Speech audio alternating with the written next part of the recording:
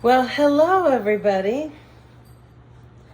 How's your day going so far? Hopefully it's going good. If you have your 1-year chronological Bible, I'd love for you to read along with me. Today is January 2nd. So let's see what's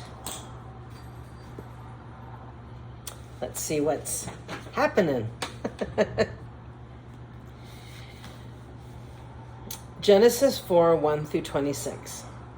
Cain, Abel, and Seth.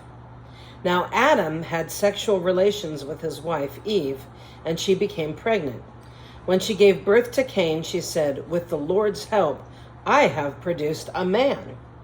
Later she gave birth to his brother and named him Abel. When they grew up, Abel became a shepherd, while Cain cultivated the ground. When it was time for harvest, Cain presented some of his crops as a gift to the Lord. Abel also brought a gift, the best portions of the firstborn lambs from his flock. The Lord accepted Abel and his gift, but he did not accept Cain and his gift. And this made Cain very angry, and he looked dejected. "Why are you so angry?" the Lord asked Cain. "Why do you look so dejected? You will be accepted if you do what is right. But if you refuse to do what is right, then watch out. Sin is crouching at the door, eager to control you. But you must subdue it and be its master." One day, Cain suggested to his brother, "Let's go out into the fields." And while they were in the field, Cain attacked his brother, Abel, and he killed him. Afterward, the Lord asked Cain, "Where is your brother? Where is Abel?" "I don't know," Cain responded. "Am I my brother's guardian?" But the Lord said, "What have you done? Listen, your brother's blood cries out to me from the ground. Now you are cursed and banished from the ground, which has swallowed your brother's blood. No longer will the ground yield good crops for you, no matter how hard you work. From now on, you will be a homeless wanderer on the earth." Cain replied to the Lord, Oh, my punishment is too great for me to bear. You have banished me from the land and from your presence, and you have made me a homeless wanderer. Anybody who finds me will kill me." The Lord replied, No. I will give a 7-fold punishment to anyone who kills you." Then the Lord put a mark on Cain to warn anyone who might try to kill him. So Cain left the Lord's presence and settled in the land of Nod, east of Edom. See, God is merciful. He made sure he protected him even after what he did. Cain had sexual relations with his wife, and she became pregnant and gave birth to Enoch. Then Cain founded a city which he named Enoch after his son. Enoch had a son named Irad, and Irad became the father of Mehujael. Mehujael became the father of Methushael. Methushael became the father of Lamech. Lamech married 2 women, and the first was named Ada, and the second was Zillah. Ada gave birth to Jabal, who was the first of those who raise livestock and live in tents. His brother's name was Jabal, and the first of all who play the harp and flute. Lamech's other wife, Zillah, gave birth to a son named Tubal-Cain. He became an expert in forging tools of bronze and iron. Tubal-Cain had a sister named Naam, and one day Lamech said to his wives, Ada and Zillah, hear my voice. Listen to me, you wives of Lamech. I have killed a man who attacked me, a young man who wounded me. If someone who kills Cain is punished 7 times, then the one who kills me will be punished 77 times. Adam had sexual relations with his wife again, and she gave birth to another son. She named him Seth, for she said, God has granted me another son in place of Abel, whom Cain killed. When Seth grew up, he had a son and named him Enosh. At that time, people first began to worship the Lord by name. From Adam to Noah, Genesis 5, 1 through 32. This is the written account of the descendants of Adam. When God created human beings, he made them to be like himself. He created them male and female, and he blessed them and called them human. Oops, I lost my page here. Called them human. When Adam was 130 years old, he became the father of a son who was just like him in his very image. He named his son Seth. After the birth of Seth, Adam lived another 800 years, and he had other sons and daughters. Adam lived 930 years old, and then he died. Can you imagine living that long? So anybody who's middle-aged, you are not old, according to the Bible.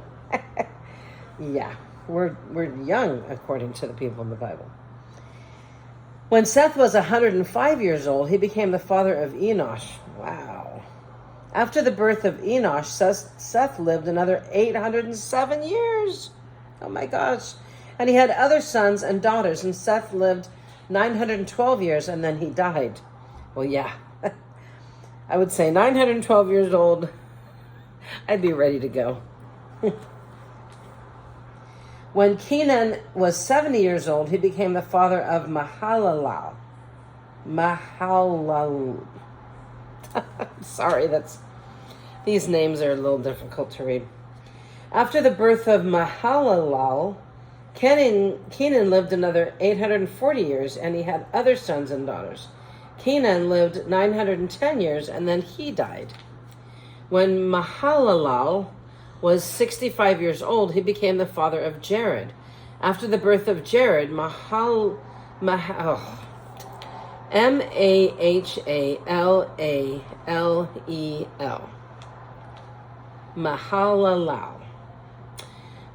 lived 895 years, and then he died. When Jared was 162 years old, he became the father of Enoch. After the birth of Enoch, Jared lived another 800 years, and he had other sons and daughters.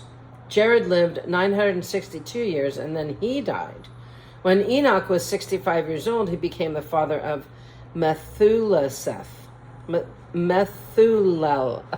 I'm sorry. Methuselah. Okay. The father of Methuselah. After the birth of Methuselah, Enoch lived in close fellowship with God for another 300 years, and he had other sons and daughters. Enoch lived 365 years walking in close fellowship with God. Then one day he disappeared because God took him. When Methuselah was 187 years old, he became the father of Lamech. After the birth of Lamech, Methuselah lived another 782 years, and he had other sons and daughters. Methuselah lived 969 years, and then he died. When Lamech was 182 years old, he became the father of a son. Lamech named his son Noah, for he said, "May he bring us relief from our work and the painful labor of farming this ground that the Lord had cursed." After the birth of Noah, Lamech lived another 595 years, and he had other sons and daughters. Lamech lived 777 years, and then he died. After Noah was 500 years old, he became the father of Shem, Ham, and Japheth. 1 Chronicles 1, 1 through 4. The descendants of Adam were Seth, Enosh, Kenan, Mahalalel, Jared, Enoch, Methuselah, Lamech, and Noah. The sons of Noah were Shem, Ham, and Japheth. Noah and the flood, Genesis 6, 1 through 22. Then the people began to multiply on the earth, and daughters were born to them. The sons of God saw the beautiful women and took any they wanted as their wives.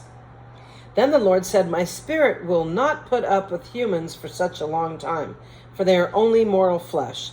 In the future, their normal lifespan will be no..." Oh, that's what happened. Oh. Okay, well, that makes sense.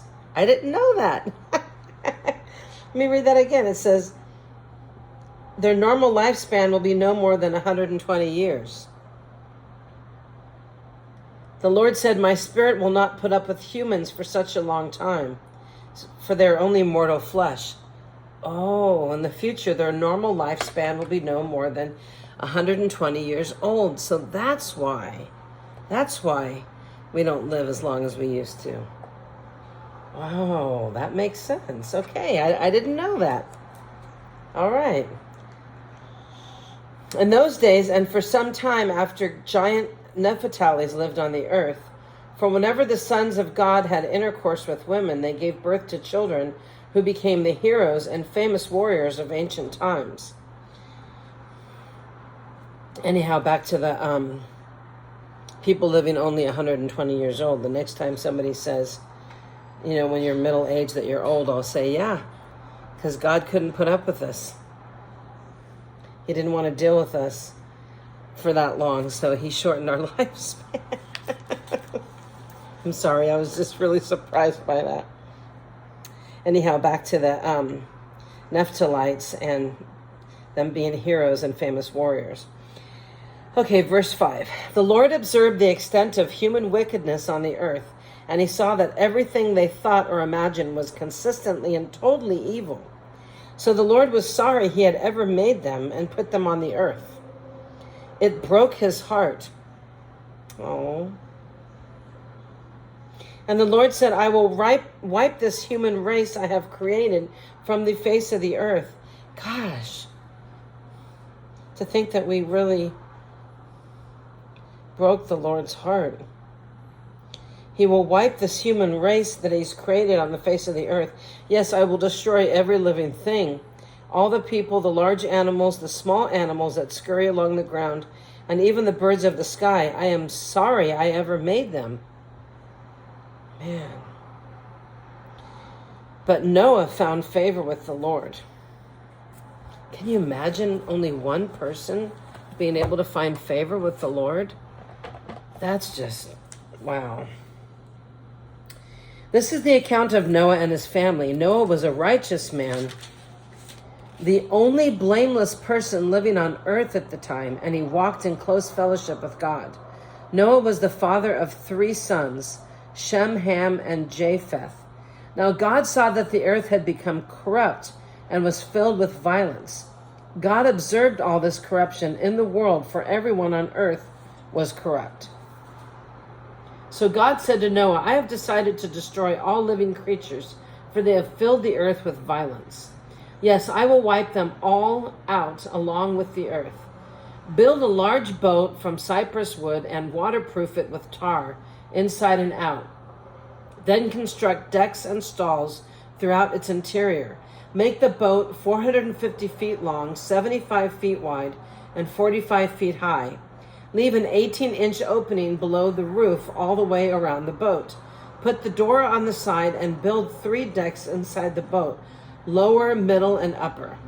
Look, I am about to cover the earth with a flood, and that will destroy every living thing that breathes. Everything on earth will die. But I will confirm my covenant with you. So enter the boat, you and your wife and your sons and their wives.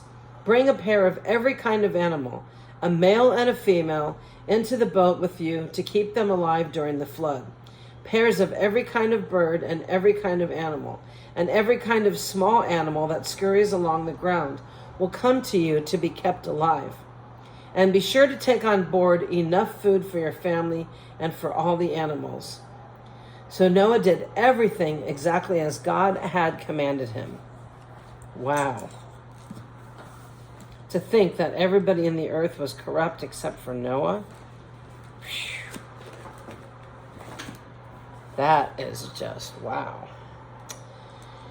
Okay, well, thanks for being here. This should be interesting, this chronological Bible. So, it's different than what I read last year. So if you're new to my channel, last year I just read the 1-year Bible. And it was just different scriptures all over the place, which was kind of interesting. But this is kind of cool. Everything's put in chronological order, from the beginning all the way to the end. So this should be interesting. I'm hoping it would help me understand things better. Like there's a flow of linear time. So that should be good. Well, have a blessed and wonderful day. And thank you for being here.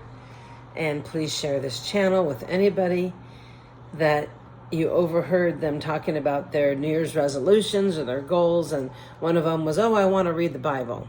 And you're like, yeah, right, Frank, you're not going to read the Bible. Can't even get through, all your paperwork on the table. Well, share this channel with them because this might be what they need. They might need to listen to the word.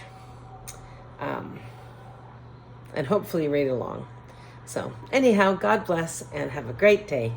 Bye.